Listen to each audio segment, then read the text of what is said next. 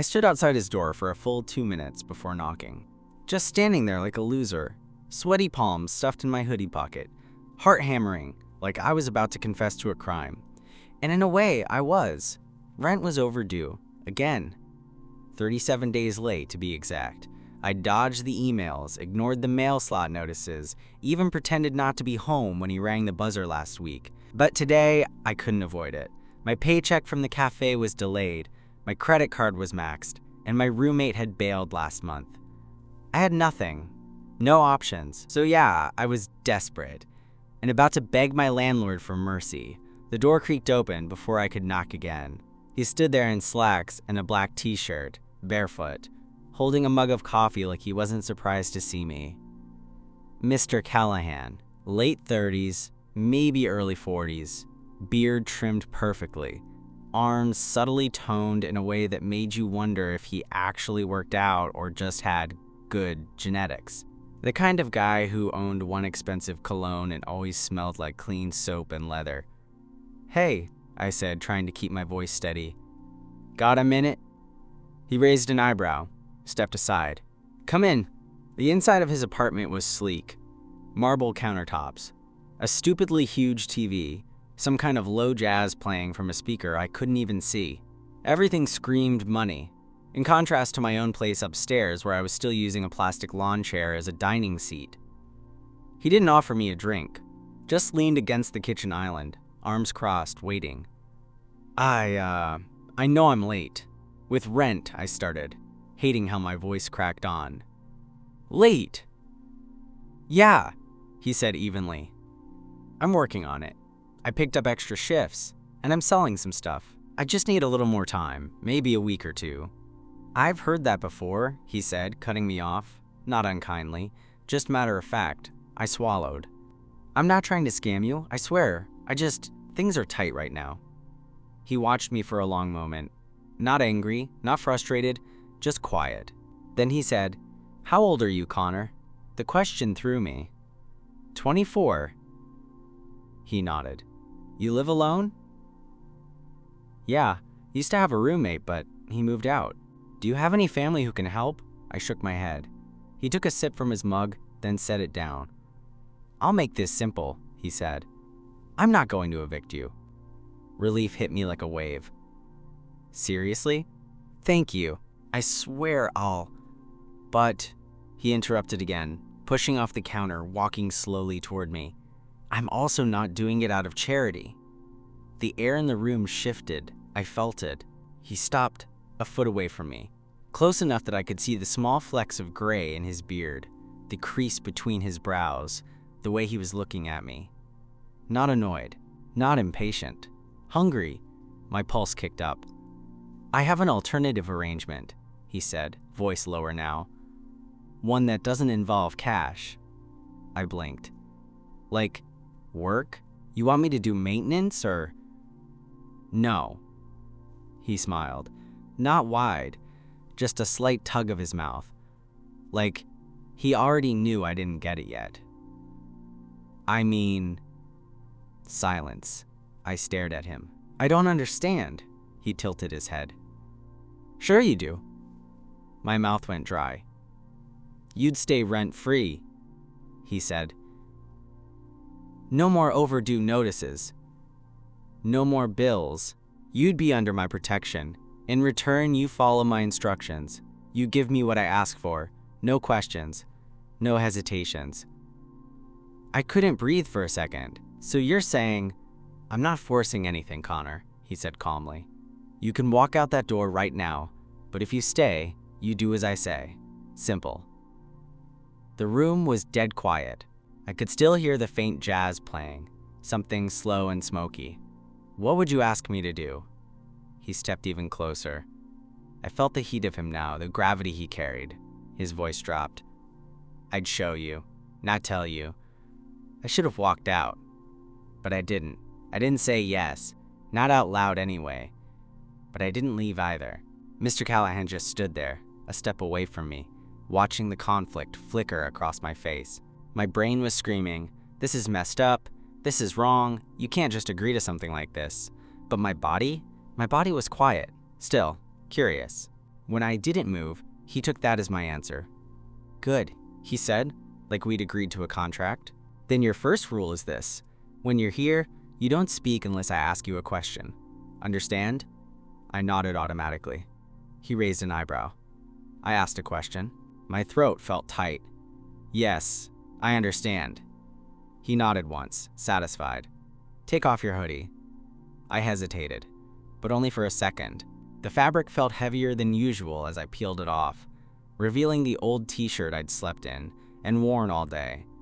I hadn't exactly dressed to impress. He circled me slowly, like he was sizing me up. I felt exposed even though I was still clothed. My arms hung awkwardly at my sides, unsure what to do with them. "You've got a nervous energy," he murmured from behind me. "That's all right, we'll work that out." I exhaled slowly, not realizing I'd been holding my breath. "Do you know why I chose this arrangement?" he asked. "No," I said. He moved back into view, standing in front of me again. "Because I like control, in my job, in my space, in people." There was no flirtation in his voice, no trace of seduction. It was just a statement, like he was telling me the weather. "And because I saw something in you," he added, something that wanted to give it. I looked down, not sure what to say to that. He stepped closer, barely a hand's width between us now. "I could tell from the first week you moved in. The way you looked at me when you thought I wasn't watching. The way you answered your door, like you were waiting to be told what to do." My face burned. "You don't have to be ashamed of it," he said. "You just have to accept it." My mouth parted slightly, but I didn't speak. I couldn't. He reached forward, and I flinched. Not from fear, just from the sheer intensity of it. But all he did was press 2 fingers under my chin and tilt my head up until our eyes met. "Second rule," he said quietly. "You don't hide from me. Not here. Not when I'm looking at you." Something shifted in my chest, like a lock turning. Then he dropped his hand and turned away. "I want you downstairs in my apartment every night at 8, he said as he walked back toward the kitchen. "You'll knock once. If I let you in, you'll do what I ask. If I don't, you go back to your place and wait for the next night." I nodded, still frozen. He glanced back once. "And Connor?" "Yeah?" "That starts tonight." That night, I stood outside his door at 7:58 p.m. I'd changed clothes 3 times. First into a nicer shirt, then into a tank top, then back into a plain black tee that didn't feel like I was trying too hard. My hands were sweating again, and for a second, I actually debated just not knocking, pretending the whole conversation had never happened. But then I remembered the numbers on the past due notice stuck to my fridge, the one with the final warning stamped in red. At 8 o'clock sharp, I knocked once. The door opened almost immediately. He didn't say anything, just looked at me, stepped aside, and let me in. It was quieter this time. No music, just the low hum of the air conditioner and the sound of my own heartbeat in my ears. "Shoes off," he said, not even looking at me as he walked into the living room. I towed them off quickly, then followed. He was barefoot again, sitting on the leather armchair like a man completely in his element. One leg crossed over the other, fingers steepled, eyes watching me. "Stand in front of me." I did. "You're nervous," he said. "Good." He studied me like he was waiting to see if I'd flinch, second guess, get back up. I didn't. "Look at me." I lifted my gaze. His expression was unreadable, calm, but there was something in his eyes, something sharp, electric. "Here's how this works," he said. "You don't ask for anything. You don't expect anything. You show up, you do as I say, and you earn your place here. Every time." I nodded slowly. "If I ask for something, and you hesitate again, you don't come back. I'll have your lease terminated in 72 hours. You understand?" "Yes." "Say it properly."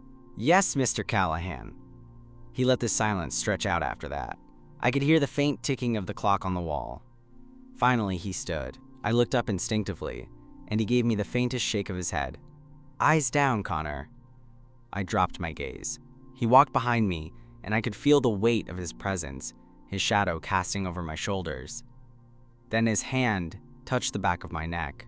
It wasn't rough, but it wasn't gentle either. His fingers pressed just enough to make it clear that I was no longer in charge of anything, not even my own posture.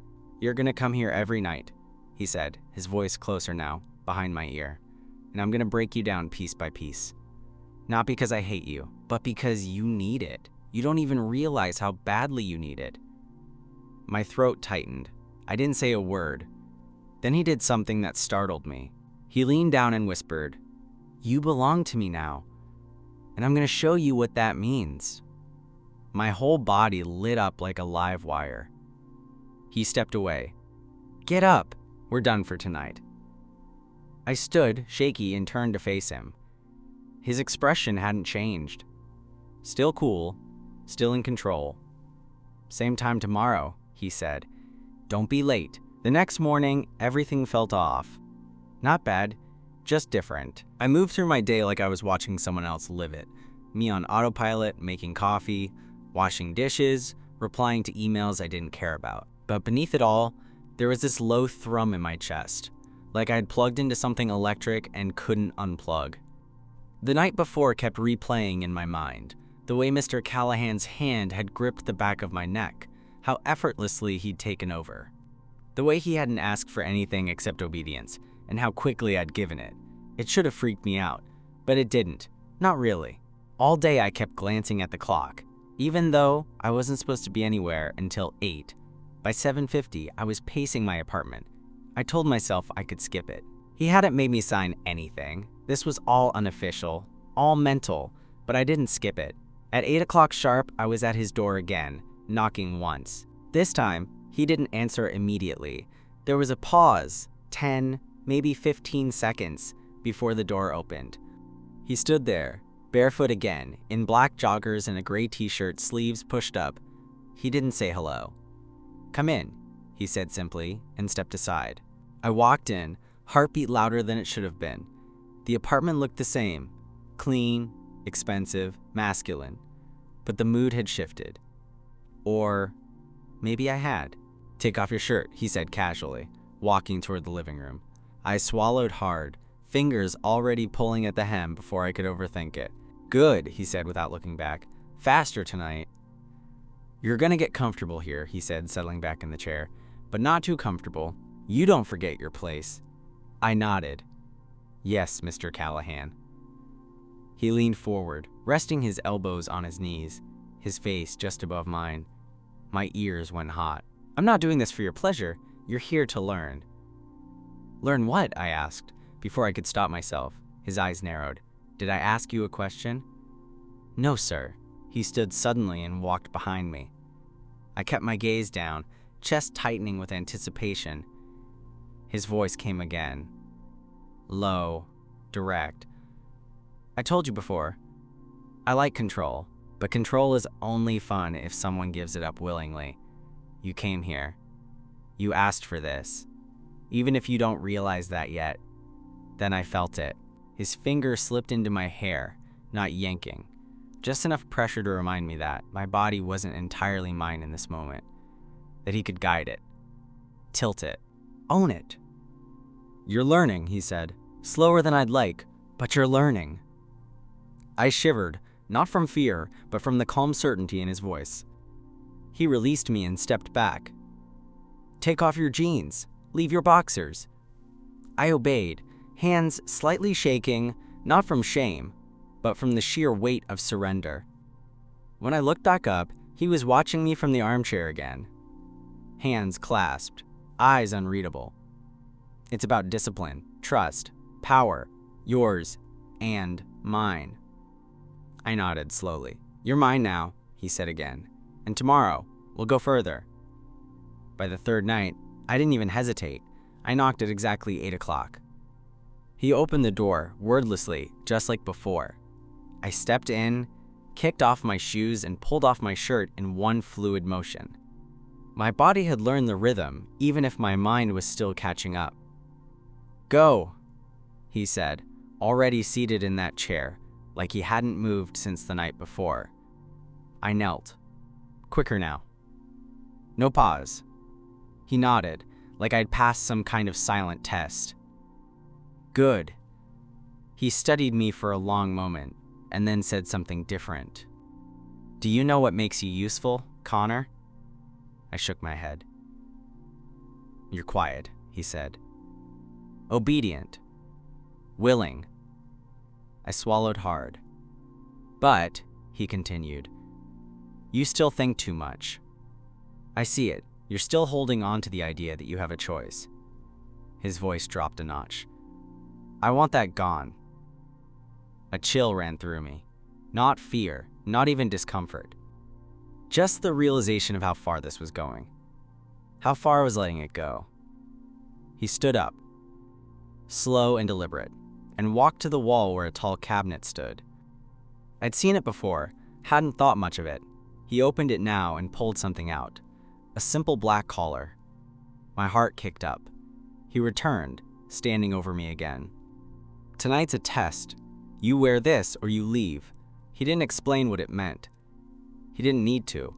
I looked at it, then up at him. "I'll wear it," I said. He leaned down and fastened it around my neck. Not tight, but snug enough that I could feel the weight of it. As soon as it clicked into place, something in the air shifted. I wasn't just kneeling anymore. I was claimed. "Now," he said, stepping back, "we begin." He made me stand, slow and deliberate, then guided me to the center of the room. "Hands behind your back," I obeyed. "You're going to get used to being inspected," he said, voice low in my ear. "To being looked at without flinching. Because if you flinch, I start over." I stood completely still. "Good," he said again. "You're improving."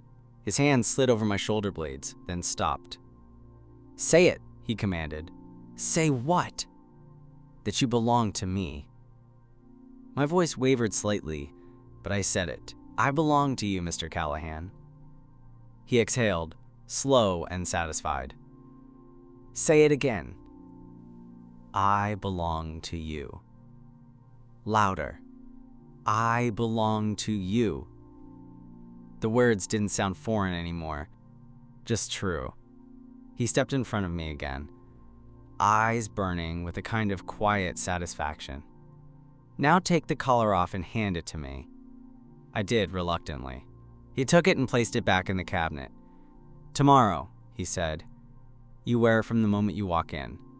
No hesitation." I nodded, flushed, heart pounding. He opened the door behind me. "You're dismissed." The next day felt like a countdown. I couldn't focus on anything. Every minute crawled. By 7:30, I was already dressed, or undressed, technically. Just loose sweats, no underwear, no shirt. The collar sat on my nightstand. I kept looking at it, then away, like it was a dare. 7:55.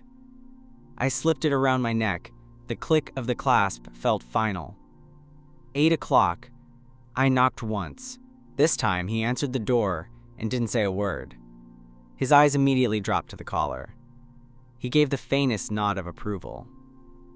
"Inside." I stepped in. He locked the door behind me. "Take off the sweats." I obeyed without a second thought. Naked now, collared, standing in the center of his living room, I waited. He walked around me, his presence slow and deliberate. "Now you're getting it," he said. "Obedience isn't about fear. It's about knowing who you are when someone else is in charge." "This is about discipline," I nodded, eyes lowered. "Tell me your name." "Connor." "Tell me who you belong to." "You, Mr. Callahan." He looked at me for a long moment. Then, something new. He smiled, not smug, not cold, just satisfied. "You're going to earn this, Connor," he said. "Every night. Until you forget what it felt like to ever owe anyone anything but me." He walked back to the cabinet and pulled something else from inside. This time, a thin leather strap. My chest tightened, but I didn't move. He returned and held it in front of me. "Do you trust me?" "Yes, Mr. Callahan." "Do you know what this is?" "Yes." "And do you know what happens if I use it?" "I'll learn." His smile widened just a little. He didn't strike. Not yet. He placed it on the coffee table and turned to me. "Tonight, You'll kneel like before, but you'll stay until I say otherwise, no matter how long that takes." I nodded, throat dry. "Yes, Mr. Callahan." I dropped to my knees. He didn't speak, didn't touch me, just sat across from me in the chair, watching, the way a teacher watches a student during a test. Time passed. 10 minutes. 20. Maybe more. My knees burned. My back started to ache. But I didn't move. This was the test. I knew it. At some point, he stood and walked behind me. I tensed, then forced myself to stay still. A hand slid through my hair, slow and firm. Then his voice, low, near my ear. "You've earned tomorrow." And then he was gone again. The next night, I didn't wait until 8. I was already at his door at 7:58, the collar around my neck, a plain black hoodie covering the rest of me. I didn't knock until the second hand on my phone hit the top of the hour. One knock. No hesitation. He opened the door, eyes scanning me quickly. "You're early," he said. "Only by 2 minutes," he smirked, stepping aside. "Close enough." I stepped in, pulled off the hoodie, and stood quietly. His gaze lingered on the collar, then dropped down my chest. "You look different tonight," he said. "Different how?" "Less scared. More mine." He motioned to the couch, not the floor. "Sit." I blinked, caught off guard. I hadn't sat on his furniture since that first visit. I perched on the edge, uncertain. He took the chair opposite me, legs crossed, fingers laced loosely over his knee.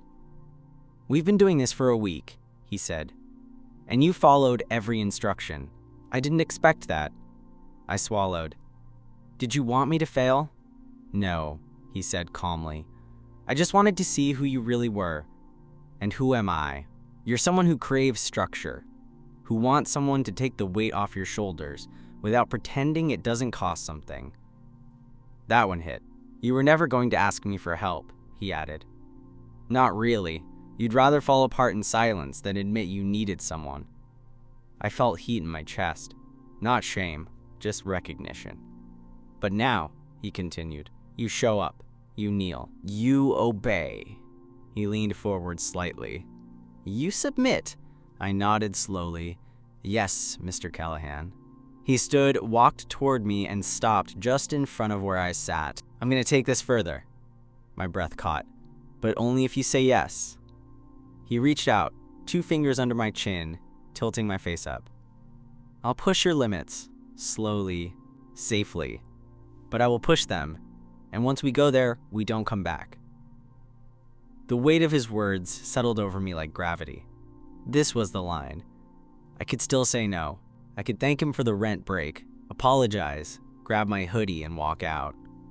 But I didn't want to. "I want that," I said. "I want you to take me there." His smile returned. It was different now, darker, deeper. My legs moved before my mind fully caught up. In his room, the lighting was soft, dim overhead, warmer near the nightstand. The bed was huge, sheets perfectly smooth. I climbed up slowly, heart pounding, settling into position as instructed. The sound of his footsteps came in behind me, quiet, deliberate. Then, nothing, just the silence between us. The air charged. He didn't touch me, he didn't speak, he just watched. For minutes, maybe longer. When he finally did speak, it was just one word. "Good." I stayed like that for a long time, the sheets cool against my skin, the silence stretching out so long it started to feel like part of the room itself. My body ached, but I didn't move. I didn't want to. I understood, somehow, that the stillness was part of it, that this was him watching, measuring, claiming. I could hear him behind me, quiet movements, the rustle of fabric, the soft creak of the floorboards as he shifted his weight. "You didn't flinch," he said eventually. "No, Mr. Callahan. You waited. That's important." His voice was lower now, closer. Then I felt the edge of the mattress dip behind me. It was firm, calm, like he was grounding me there. "You're not just paying off rent anymore," he said. "That was never really the deal," I nodded. "I know. You're here because you need this. More than you've admitted to yourself. You don't want to be in control. You want to be kept. The word echoed in my chest. Kept. Owned. I didn't speak. Didn't need to. His hand slid up my spine slowly, then rested at the base of my neck. The same spot he'd touched that first night. The spot that now felt like it belonged to him. "And I'll keep you," he said, almost softly. "But you'll give me everything." "I will," I whispered. "I want to." "Say it." "I'm yours." "Say it again." "I belong to you, Mr. Callahan." The mattress shifted. I felt his breath at my ear. "You live under my roof. You follow my rules. You kneel when I say. You wear what I give you, and you give me what I ask for. And in return, I'll take care of you. I'll make sure you never worry again. No more bills. No more silence. Just this. Me and you." My chest was tight, not with fear, but with release. Like some invisible thread inside me had finally snapped, and I could just breathe. "Yes," I said. "Please." That word, please, hung in the air between us. Not desperate, not begging, just open. Then, finally, his hands moved again. Surer this time. Down my back, over my waist, stopping just at the edge of where skin met shadow. And just before the touch turned into anything more, he whispered, "Not yet." I blinked, confused. He stood. "We're not done," he said. "We're just getting started." I turned to look at him. He was already at the doorway, arms crossed, watching me. "You'll sleep here tonight," he said. "My bed, my rules. You don't leave until I tell you." I nodded slowly. "And tomorrow?" I asked. He smiled. "Tomorrow," he said, "you stop being a tenant." He paused at the door, eyes meeting mine one last time. "And start being mine."